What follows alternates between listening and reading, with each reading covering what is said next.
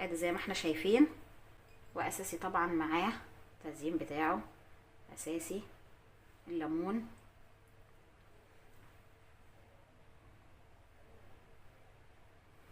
يا رب تكون وصفة النهاردة عجبتكم. ما تنسوش تدعمونا بالاشتراك في القناة وتفعيل الجرس عشان يوصلكم كل جديد، لمزيد من الفيديوهات واللايكات الجميلة عشان تشجعونا نستمر معاكم ان شاء الله. نشوفكم في فيديو جديد، والسلام عليكم ورحمة الله وبركاته.